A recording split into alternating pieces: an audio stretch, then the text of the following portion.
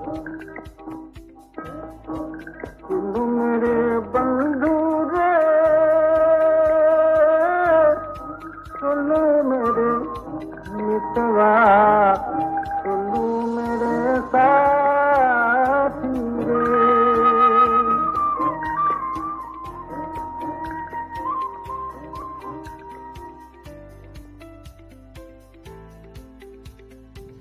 EFT emotional freedom technique એક અદ્ભુત ચમત્કારિક તુરંત પરિણામ આપતી ટેકનિક. આ એક મનોવૈજ્ઞાનિક સાધન એટલે કે ટૂલ છે જે માનસિક તણાવ, ચિંતા, શારીરિક પીડા વગેરે જેવી સમસ્યાઓમાં મદદરૂપ થઈ શકે છે. નમસ્કાર, પ્રણામ સૌ સાથી મિત્રોનું અમારી ધી સિક્રેટ ટોક્સ ચેનલ પર હાર્દિક સ્વાગત છે. દોસ્તો, મન પર કામ કરતી ટેકનિકો ઘણી છે. તમે પણ આવી ટેકનિકો પરિચિત હશે, પરંતુ EFT ટેકનિક એટલે કે ઇમોશનલ ફ્રીડમ ટેકનિક કંઈક હટકે છે. આ ટેકનિક ખૂબ જ પ્રેક્ટિકલ છે અને તુરંત પરિણામ આપતી ટેકનિક છે. આજ એના ઉપર ખૂબ શોધો થઈ છે અને તેના એડવાન્સ વર્ઝન દ્વારા માનવ જીવન સંબંધિત કોઈ પણ સમસ્યાનું સમાધાન કરવા માટે આ ટેકનિકનો ઉપયોગ થઈ રહ્યો છે. હું તો EFT ટેકનિકને લો ઓફ એટ્રેક્શન ટેકનિક અથવા તો માઇન્ડ રીપ્રોગ્રામિંગ ટેકનિક અથવા NLP ટેકનિક કહું છું, કેમ કે તેના નિયમિત પ્રયોગથી આપણા મનના ન્યુરોન્સ પાથવે બદલી શકાય છે. આ ટેકનિકનો નિષ્ઠાપૂર્વક અભ્યાસ કરવાથી જૂના નકારાત્મક પાથવે ભૂંસીને નવા સકારાત્મક પાથવેનું નિર્માણ કરી શકાય છે. કોઈ પણ ખરાબ આદતને સારી આદતમાં પરિવર્તિત કરી શકાય છે. કેટલી અદ્ભુત અને ચમત્કારિક અને વળી તુરંત રિઝલ્ટ આપતી ટેકનિક છે. આજના આ વિડીયોમાં આપણે આ અદ્ભુત EFT ટેકનિક વિશે વિગતેથી સમજીશું. આ EFT ટેકનિકનો પાયો પ્રાચીન ચાઇનીઝ ચિકિત્સા પદ્ધતિ અને આધુનિક મનોવિજ્ઞાનના સમન્વય પર આધારિત છે. જેમ પ્રાચીન ચાઇનીઝ એક્યુપ્રેશર પદ્ધતિ એ વિશ્વની સૌથી જૂની અને અસરકારક કુદરતી ચિકિત્સા પદ્ધતિઓમાંની એક છે. તે લગભગ 5000 વર્ષ જૂની છે એવું માનવામાં આવે છે. તો એનો મૂળભૂત સિદ્ધાંત એ છે કે મનુષ્યનું શરીર માત્ર હાડકા અને માંસનું બનેલું નથી, પરંતુ એની અંદર એક જીવંત ઉર્જા વહે છે. ચાઇનીઝ ચિકિત્સા અનુસાર શરીરમાં વહેતી આ અદ્રશ્ય ઉર્જાને ચી કહેવામાં આવે છે અને આપણા શરીરમાં ઉર્જાના ઘણા કેન્દ્રો આવેલા હોય છે. તેમના દ્વારા ઉર્જાનું વહન થતું રહેતું હોય છે.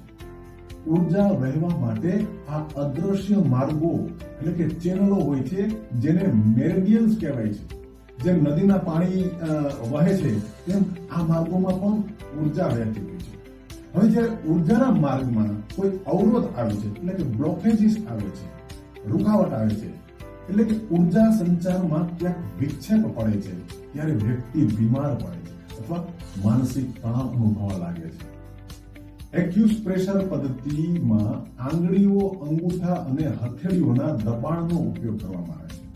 આપણા શરીરમાં 400 થી વધુ આવા ચોક્કસ બિંદુઓ ઉપલબ્ધ છે જે આ ઉર્જા માર્ગો પર આવેલા હોય છે અને આ બિંદુઓ ઉપર દબાણ આપવાથી ઉર્જાના કેન્દ્રો સક્રિય થાય છે, સ્વસ્થ થાય છે, ઉર્જાનો અવરોધ દૂર થાય છે અને લોહીનું પરિભ્રમણ વ્યવસ્થિત થવા લાગે છે, ઉર્જાનો સંચાર વ્યવસ્થિત થવા લાગે છે અને શરીર પોતાની જાતે જ કોઈ પણ દવા વિના સાજું થવા લાગે છે. EFT ટેકનિક ચાઇનાની એક્યુપ્રેશર પદ્ધતિનું સુધારેલું રૂપ છે. આની શરૂઆત 1980 ના દાયકામાં અમેરિકાના ડોક્ટર રોજર કેલાહન નામના એક મનોવૈજ્ઞાનિકે કરી હતી.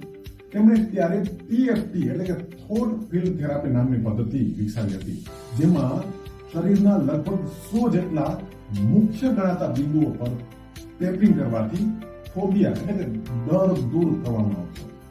ત્યારબાદ 1990 ના દાયકાના એના મધ્યમાં ડોક્ટર કેહલાન જે એના શિષ્ય એક ગેરી ક્રેગ કરીને હતા, જે પોતે એન્જિનિયર હતા, તેને ડોક્ટર કેહલાનની TFT પદ્ધતિને વધુ સરળ બનાવી. તેમણે આ 100 બિંદુઓની જગ્યાએ ખાસ અસરકારક એવા માત્ર 9 બિંદુઓ શોધી કાઢ્યા. આ 9 બિંદુઓ પર ટેપિંગનો પ્રયોગ કરવાથી લગભગ 80% જેટલું ઝડપથી અને સારું પરિણામ પ્રાપ્ત થવા લાગ્યું. એટલે TFT પદ્ધતિને એકદમ સરળ, સિમ્પલ અને ટૂંકી બનાવી નાખી. એટલે એનું નામ આપ્યું EFT, એટલે ઇમોશનલ ફ્રીડમ ટેકનિક. હવે આ ઇમોશનલ ફ્રીડમ ટેકનિક પદ્ધતિ સૌ કોઈ સમજી શકે એવી સરળ, એકદમ ટૂંકી અને ઝડપથી આપણે એને કરી શકીએ એવી સિમ્પલ બની ગઈ. સામાન્ય માણસ પણ તેને સરળતાથી સમજી શકે, શીખી શકે અને વાપરી શકે. EFT ટેકનિક માનવ ધારણા કે એની માન્યતાઓ પર કામ કરે છે. જેમ કે તમામ નકારાત્મક લાગણીઓનું કારણ શરીરની ઉર્જા પ્રણાલી એટલે કે એનર્જી સિસ્ટમમાં આવતો વિક્ષેપ, જેને આધુનિક ભાષામાં બ્લોકેજીસ એમ કહેવામાં આવે છે. આ ઉર્જાના કેન્દ્રો જડ થઈ ગયા હોય છે, નબળા પડી ગયા હોય છે, એ સુસુપ્ત અથવા તો બંધ પડી ગયા હોય છે. તેને ફરીથી ચેતન મન, જાગૃત કે જીવંત કરવાનો પ્રયાસ આવી પદ્ધતિઓ દ્વારા કરવામાં આવતો હોય છે. હવે સવાલ એ છે કે શું ખરેખર આ ટેકનિક સચોટ અને તરત પરિણામ આપતી ટેકનિક છે? ક્યાંક કોઈ ધોખાધડી તો નથી ને? જેમ કે YouTube ઉપર આપણે ઘણા આવી ટેકનિકના એના સિમિલર કાઇન્ડ ઓફ ટેકનિકના વિડીયોઝ આપણે જોતા હોઈએ છીએ. તેમ અથવા તો કોઈ TRP નું ચક્કર જાજા ભાગે એની પાછળ ચાલતું હોય છે. તો કોઈ સ્વાભાવિકપણે આ પ્રશ્ન થઈ શકે. અને જ્યારે આ TFT એટલે કે EFT ટેકનિક મારી સમક્ષ આવી ત્યારે મને પણ આવા સામાન્ય પ્રશ્નો થઈ ગયા હતા. એક વખત મારી સામે આ બાબતનો એક વિડીયો આવ્યો. મેં પણ શરૂઆતમાં આવું વિચાર્યું અને તેને બકવાસ કરીને નકારી દીધી. પછી એક વખત બન્યું એવું કે હું બહારગામ ગયો મહેમાન થઈને. હવે જગ્યા બદલાવાના લીધે અથવા બેડ બદલવાના લીધે રાત્રે મને ઊંઘ જ નહોતી આવતી. ખૂબ સમય વીત્યો, ઊંઘ ન આવી તે ન જ આવી. હું પરેશાન થઈ ગયો. ત્યારે મને આ EFT પદ્ધતિ યાદ આવી. એટલે મેં વિચાર્યું કે ઊંઘ તો આમે નથી આવતી, તો આ ટેકનિક અજમાવવામાં વાંધો શું છે? છતાં મેં કહેતો કે અરે છોડ, આવી ટેકનિકો કોઈ કામ કરતી નથી કે કોઈ ઉપયોગમાં આવતી નથી, બિલકુલ બકવાસ હોય છે. તેનાથી કોઈ ફાયદો નથી થતો. પરંતુ ઊંઘ મને એટલો તંગ કરતી હતી કે અંતે મેં વિચાર્યું કે આમે ઊંઘ તો આવતી જ નથી, તો EFT ટેકનિક ટ્રાય કરવાનો શું વાંધો છે, ટ્રાય કરી લઈએ. એટલે મને સુતા સુતા આ ટેકનિકને અજમાવવાનું અને ચમત્કાર થયો. માત્ર 3 રાઉન્ડમાં જ મને ક્યારે ઊંઘ આવી ગઈ ખબર જ ના આવી. સવારે જાગ્યા પછી મને સમજાયું કે આ તો ખરેખર કામ કરે છે. અને પછી તો આ ટેકનિક બાબતે વધારે ઊંડાણપૂર્વક મેં જાણવાની કોશિશ કરી. મને એની બાબતે જાણવાની ઉત્સુકતા જાગી. મેં જ્યારે YouTube પર આના વિશેના શોધખોળ શરૂ કરીને વિડીયો જોયા તો હું તો હેરાન જ રહી ગયો. અરે આ ટેકનિક તો માનવ જીવનની અદ્રશ્ય દ્રશ્ય બધી સમસ્યાઓ માટે કામ કરે છે. લોકોના પ્રતિભાવો ખૂબ સારા જોવા મળ્યા અને કેટલાય ટ્રેનર્સ અને કેટલાય હીલર્સ આ ટેકનિક દ્વારા લોકોની કેટલીય સમસ્યાઓના સમાધાન પ્રાપ્ત કરવામાં સફળ થઈ રહ્યા હતા. તેઓ આ ટેકનિકના બેઝિક અને એડવાન્સ લેવલના કોર્સ બનાવીને લાખોની કમાણી કરી રહ્યા હતા. એટલે વાતમાં કંઈક દમ છે એવું મને લાગવા માંડ્યું. પરંતુ આશ્ચર્યની વાત એ છે કે આવી સચોટ વાસ્તવિકતા હોવા છતાં કેમ લોકો બહુ આ ટેકનિકોનો ઉપયોગ નથી કરતા? જાજા ભાગે આવી ટેકનિકોથી લોકો નિરાશ થતા હોય છે. શું તેઓનો અભિગમ આવી ટેકનિકો બાબતે નકારાત્મક હોય છે કે આવી પદ્ધતિઓને લોકો સારી રીતે સમજી નથી શકતા અથવા તો સારી રીતે સમજાવવામાં નથી આવતી? હકીકત જે હોય તે. પણ આવી ઘણી જ બધી પદ્ધતિઓ કે જેનો પૂરતો લાભ નથી લેવાયેલી એ કમનસીબની વાત છે ખરેખર. હવે આ બાબતે કેટલાક સૂચનો જે મને ધ્યાનમાં રાખવા યોગ્ય લાગે છે એવા અમુક સૂચનો અહીંયા પ્રસ્તુત કરું છું. તેને ધ્યાનમાં રાખીને જો આવી ટેકનિકોનો આપણે ઉપયોગ કરીએ, તેનો પ્રયોગો કરીએ તો વધારે લાભ થઈ શકે એમ છે. કોઈ પણ ટેકનિક કરતી વખતે જરાય ભાર કે લોડ લેવાનો નથી. તે ખૂબ શાંતિથી અને નિષ્ઠાપૂર્વક પ્રમાણિકતાપૂર્વક ગંભીર થઈને નથી કરવાની, પરંતુ નિષ્ઠાથી કરવાની. દરેક બાબતને લાગુ પડે છે આ વાત. ઇવન ધ્યાન, ગુરુ ગોરખનાથે કહ્યું છે કે હસીબા ખેલીબા કરીબા ધ્યાનમ, એટલે કે હસતા ખેલતા ધ્યાન કરો, ગંભીર મુદ્રાથી નહીં. કોઈ પણ પ્રયોગ જબરદસ્તીથી નહીં, પણ પ્રમાણિકતાથી હળવા મૂડમાં કરવો. બિલકુલ શાંત, સ્વસ્થ અને પ્રસન્ન ચિત્ત રહીને પૂરતો સમયને આપીને આ પ્રયોગો કરવા જોઈએ. ઉતાવળ જરાય નથી કરવાની. ઉતાવળ કરવાથી કોઈ લાભ થતો નથી, ઉલટાની હાનિ થાય છે, નેગેટિવ બની જવાય છે. બીજી વાત એ કે મૂળ હોય તો જ પ્રયોગ કરવો. જો કે સાચું કહીએ તો મૂળ ક્યારે હોતો નથી. આપણે ઘણી વખત મૂળ નથી એવા બહાના કરતા હોઈએ છીએ. આપણા મગજની કામ ટાળવાની જે વૃત્તિ છે તેના કારણે ક્યારેક મૂળ બનશે જ નહીં અને તમે ક્યારેય કંઈ કરી જ નહીં શકો. હવે શરૂ કરવું શું? એક જ વાત કહીશ, બસ કરવાની શરૂઆત કરો. મૂળ ન હોય તો પણ કોશિશ તો કરો. શું ખબર, પ્રયોગ કરતા કરતા મૂળ બની જાય. મોટે ભાગે તો મૂળ બની જ જતો હોય છે, પણ જો કોશિશ કરવા છતાં પણ મૂળ ન બનતો હોય તો પછી છોડી દો. પરાણે અનિચ્છાએ કે યાંત્રિક રીતે કરવાથી કોઈ ફાયદો નહીં થાય, ઉલટું નુકસાન થશે. એના કરતા વધુ સારું એ રહેશે છોડી દો. ત્રીજી વાત એ કે કોઈ પણ ટેકનિક અજમાવો ત્યારે તેના પર પૂરો ભરોસો રાખો કે તે સાચી છે, તે કામ કરશે, તેનાથી ફાયદો થશે જ. લાખો લોકોને ફાયદો થાય છે તો તમને પણ ફાયદો થશે ભાઈ. જો લાખો લોકો પર કામ કરી રહી હોય એ ટેકનિક, તો તમે એમાં કઈ અપવાદરૂપ નથી, તમને પણ ફાયદો થશે. એમાં કોઈ શંકાને સ્થાન નથી. તો આ બાબતો ધ્યાનમાં રાખીને જો આપણે પ્રયોગ કરીશું તો પરિણામ ચોક્કસ મળશે જ. હવે આપણે આગળ જોયું કે આ EFTની પ્રક્રિયામાં શરીરના મહત્વના 9 મેરિડિયન પોઈન્ટ્સ ગેરી ક્રેગે શોધ્યા અને તેમના ગુરુ રોજર કેલાહન એના દ્વારા શોધાયેલી TFT એટલે કે થોટ ફીલ્ડ થેરાપી, જે વધુ અઘરી અને જટિલ પદ્ધતિ હતી, એ પદ્ધતિને ગેરી ક્રેગે એકદમ સરળ બનાવી દીધી. આમ EFTની પ્રક્રિયામાં ગેરી ક્રેગે શોધેલા શરીરના મહત્વના 9 મેરિડિયન પોઈન્ટ્સ એટલે કે આ ઉર્જાના કેન્દ્રો પર આંગળીઓથી હળવું ટેપિંગ કરવામાં આવે છે. આ પ્રક્રિયાના મુખ્ય તબક્કા આપણે જોઈએ તો પહેલું, તમે જે સમસ્યાથી પરેશાન છો તે પહેલા આઈડેન્ટિફાઈ કરી લો, એ નક્કી કરી લો. જેમ કે મને પરીક્ષાની ચિંતા છે, અથવા મને ખભામાં દુખાવો છે, અથવા હું માનસિક તાણ અનુભવું છું. એક પ્રયોગમાં કોઈ એક જ સમસ્યા વિશે EFT પ્રક્રિયા કરવાની છે. સમયગાળો તમારી અનુકૂળતા મુજબ 10 મિનિટ, 15 મિનિટ કે 30 મિનિટ રાખી શકો છો. દરેક પ્રોબ્લેમ માટે અલગ અલગ પ્રક્રિયા કરવાની છે, ભેળસેળ નથી કરવાની. બીજું, તમારી આ સમસ્યા સંબંધિત એક નાનું અને સરળ વાક્ય બનાવવાનું છે. વાક્ય જેને તમારે આ આખી પ્રક્રિયા દરમિયાન મનમાં અથવા તો ધીમા અવાજે બોલતા રહેવાનું છે. જેમ કે ધારો કે અત્યારે હું સ્ટ્રેસ અનુભવું છું, થોડુંક ટેન્શન અનુભવું છું, હવે તેને નાબૂદ કરવા માટે મારે આ EFT ટેકનિક કરવી છે. તો તે બાબતે વાક્ય આવું બનશે: હું સ્વીકારું છું કે અત્યારે હું હળવું સ્ટ્રેસ અનુભવું છું, પરંતુ થોડી વારમાં તે સ્વસ્થ થઈ જશે. બીજું ઉદાહરણ લઈએ તો, જેમ કે મારે મારા ધંધાની આવકમાં વધારો કરવો છે, તો તેને માટે આ રીતે આપણે સ્ટેટમેન્ટ બનાવીશું, વાક્ય બનાવીશું: હું સ્વીકારું છું કે મારા ધંધાની આવક ₹3 કરોડ છે, પરંતુ તે થોડા મહિનામાં 6 કરોડ થઈ જશે.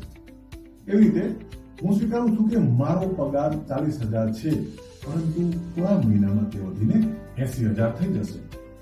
જો માથું દુખે છે તો હું સ્વીકાર કરું છું કે અત્યારે મારું હળવું માથું દુખે છે, પરંતુ થોડી જ વારમાં તે સ્વસ્થ થઈ જશે. કહેવાનો મતલબ છે, તમારી જે કોઈ સમસ્યા હોય તેને સંબંધિત આવું એક વાક્ય બનાવવાનું છે અને આખી પ્રક્રિયા દરમિયાન મનમાં અથવા તો ધીમા અવાજે તેને બોલતા રહેવાનું છે. પ્રક્રિયા દરમિયાન આંખો બંધ રાખવાની છે. આ ટેકનિક પાછળનું એક ઊંડું મનોવૈજ્ઞાનિક કારણ એ છે કે આપણા મગજમાં બદામના બીજ જેવો એક ભાગ હોય છે જેને અમિગડાલા કહે છે, જે આપણને ડર અને તણાવ બાબતે સુરક્ષિત રાખવા માટે જવાબદાર છે. પ્રકૃતિ દ્વારા યોજનાબદ્ધ આ અમિગડાલાનું નિર્માણ કરવામાં આવ્યું છે તમારી ભલાઈ માટે. લાખો વર્ષની આ ઉત્ક્રાંતિ દ્વારા અમિગડાલાનું એક જ મિશન અથવા તો એક જ મિશન માટેનું સર્જન કરવામાં આવ્યું છે: ખતરાની ઓળખ કરવી અને તમને સુરક્ષિત રાખવા.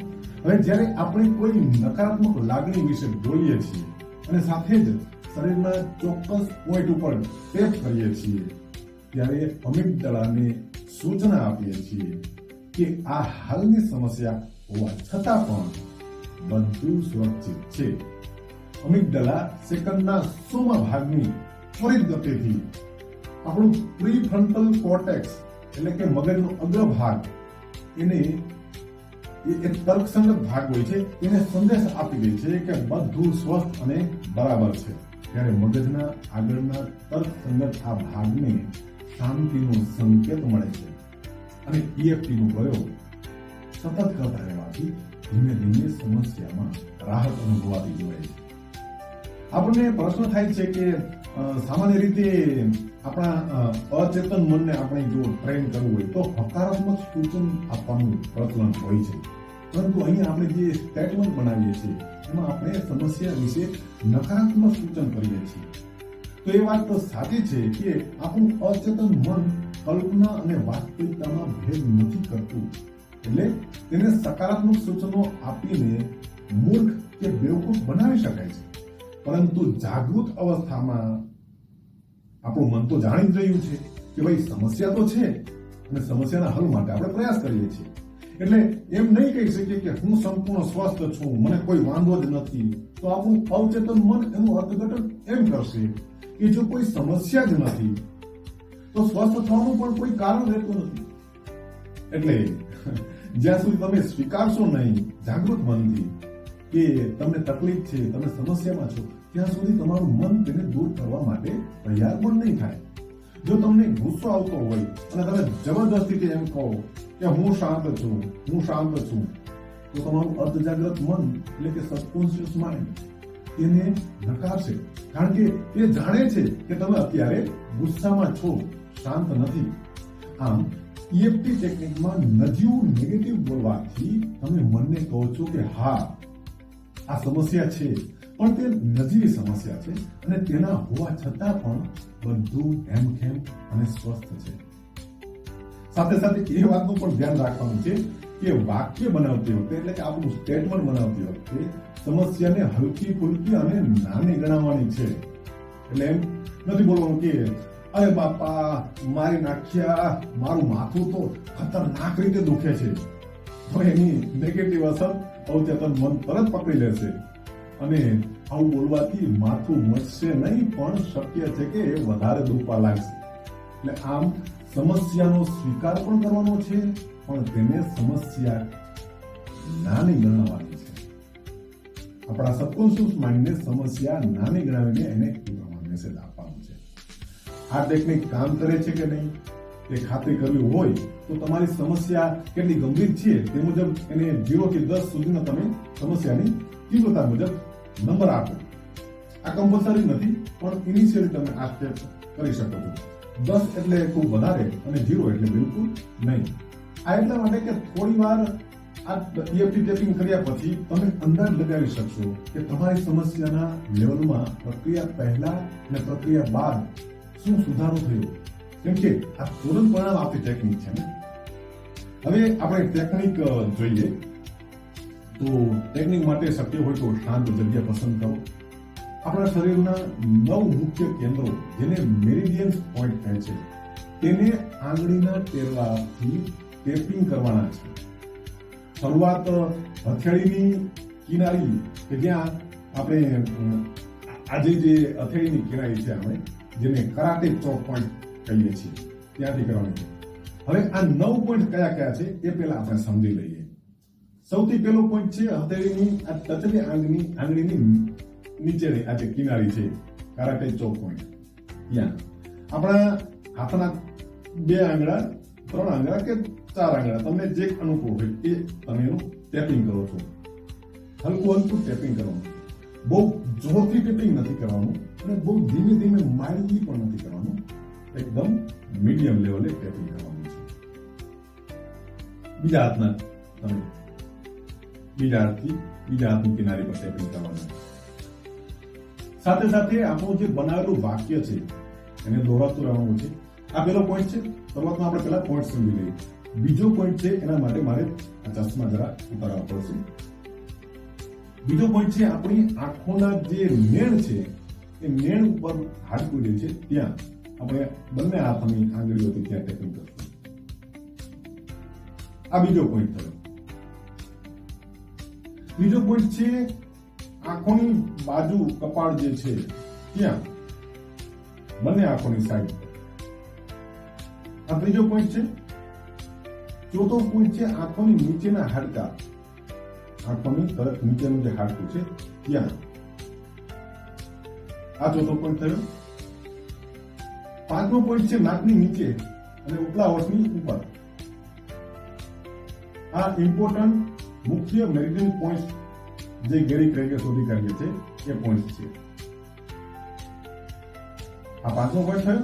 છઠ્ઠો પોઈન્ટ નીચલા હોઠની નીચે, નીચલા હોઠની તરફ નીચે. આ છઠ્ઠો પોઈન્ટ થયો. સાતમો પોઈન્ટ છે આપણા કોલર બોન, એટલે કે આપણા ગળા પાસે જે પહેલું હાડકું છે એ હાડકા પર. તમે ટેપિંગ કરશો તો તમને મહેસૂસ થવા મળશે, એની સેન્સિટિવિટી ત્યાં તમને મહેસૂસ થવા મળશે.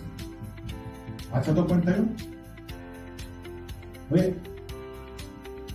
આઠમો પોઈન્ટ છે બગલની અડધો ફૂટ નીચે. આપણું જે આર્મ પીટ જે છે એનાથી નિયર અબાઉટ અડધો ફૂટ નીચે. તેને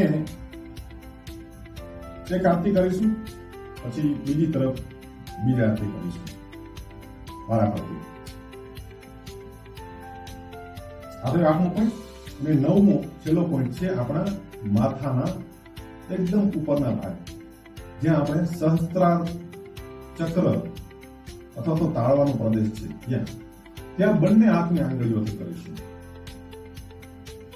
તમે નિષ્ઠાપૂર્વક એકદમ શાંત ચિત્તે આંખો બંધ કરીને અને સાથે સાથે આપણે જે પણ સમસ્યાનું નિવારણ કરવા માંગીએ છીએ એ નિવારણ કરવા માટે સમસ્યા બાબત જે સ્ટેટમેન્ટ નાનું બનાવ્યું છે એનું ઉચ્ચારણ કરતા કરતા આ EFT પ્રક્રિયા કરવાની છે. હવે એક એક્ઝામ્પલ લઈએ કે ધારો કે અત્યારે મને માથું દુખે છે અને માથું દુખે છે એના માટે આ પ્રક્રિયા કરવી છે. માથું મટી જાય, રિલીઝ થઈ જાય એના માટે પ્રક્રિયા કરવી છે. તો આપણે સ્ટેટમેન્ટ આપણે જોયું હતું કે સ્વીકાર કરવાનું છે. શરૂઆતમાં સ્ટેટમેન્ટ કેવી રીતે બનાવશું? હું સ્વીકારું છું કે મને અત્યારે હલકું માથું દુખે છે, પરંતુ તુરંત અથવા તો જલ્દીથી એ સ્વસ્થ થઈ જશે.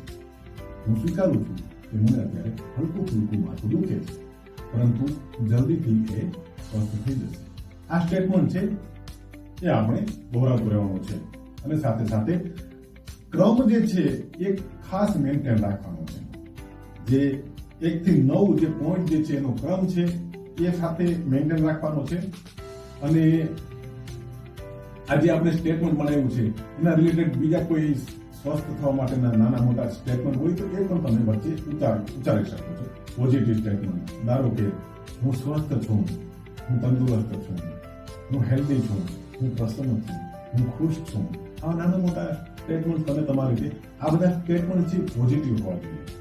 તો એ સ્ટેટમેન્ટ પણ સાથે તમે ઉચ્ચારી શકો છો. તો આપણે એક આ જે માથા દુખવાની ટેકનિક જે છે એની એક એક્ઝામ્પલ લઈએ એ કરી. તો મુખ પર એકદમ પ્રસન્નતાનો ભાવ, મુદ્રા હોવી જોઈએ.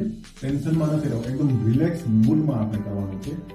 બની શકે તો આંખો બંધ રાખીને અને મોડરેટ ટેપિંગ કરીને આપણે આ ટેકનિક કરવાની છે.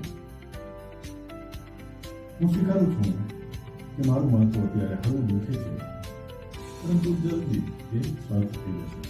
હું સ્વસ્થ છું, હું ખુશ છું, હું પ્રસન્ન છું. 5 સેકન્ડ, 10 સેકન્ડ, 15 સેકન્ડ જેટલું તમને અનુકૂળ લાગે એટલું. હું સ્વીકારું છું કે અત્યારે મારું માથું હલકું એવું દુખે છે, પરંતુ જલ્દી તે સ્વસ્થ થઈ જશે. હું ખુશ છું, હું પ્રસન્ન છું. હું સ્વીકારું છું અત્યારે મારું માથું હલકું એવું દુખે છે, પરંતુ જલ્દી તે સ્વસ્થ થઈ જશે. હું ખુશ છું, હું પ્રસન્ન છું. આ એક પોઈન્ટ થયો. અને પછી બીજો પોઈન્ટ, હું સ્વીકારું છું અત્યારે મારું હલકું એવું માથું દુખે છે, પરંતુ જલ્દી તે સ્વસ્થ થઈ જશે. જરૂર નથી તમારે બોલવું, તમે મનમાં પણ બોલી શકો છો. હું સ્વીકારું છું કે મારું અત્યારે હલકું એવું માથું દુખે છે, પરંતુ જલ્દી એ સ્વસ્થ થઈ જશે. હું સ્વીકારું છું કે મારું હલકું એવું માથું દુખે છે, પરંતુ જલ્દી એ સ્વસ્થ થઈ જશે. હું સ્વીકારું છું કે મારું હલકું એવું માથું દુખે છે, પરંતુ જલ્દી એ સ્વસ્થ થઈ જશે. હું ખુશ છું, હું પ્રસન્ન છું, હું સ્વસ્થ છું. હું સ્વીકારું છું કે મારું હલકું એવું માથું દુખે છે, પરંતુ જલ્દી એ સ્વસ્થ થઈ જશે. હું ખુશ છું, હું પ્રસન્ન છું, હું સ્વસ્થ છું. હું સ્વીકારું છું કે મારું હલકું એવું માથું દુખે છે, પરંતુ જલ્દી સ્વસ્થ થઈ જશે. હું ખુશ છું, હું પ્રસન્ન છું, હું સ્વસ્થ છું. હું સ્વીકારું છું કે મારું હલકું એવું માથું દુખે છે, પરંતુ જલ્દી સ્વસ્થ થઈ જશે. હું સ્વીકારું છું મારું હલકું એવું માથું દુખે છે, પરંતુ જલ્દી સ્વસ્થ થઈ જશે. હું ખુશ છું, હું સ્વસ્થ છું. હું સ્વીકારું છું કે મારું હલકું એવું માથું દુખે છે, પરંતુ જલ્દી સ્વસ્થ થઈ જશે. હું ખુશ છું, હું સ્વસ્થ છું. હું સ્વીકારું છું કે મારું હલકું એવું માથું દુખે છે, પરંતુ જલ્દી એ સ્વસ્થ થઈ જશે. હું ખુશ છું, હું સ્વસ્થ છું.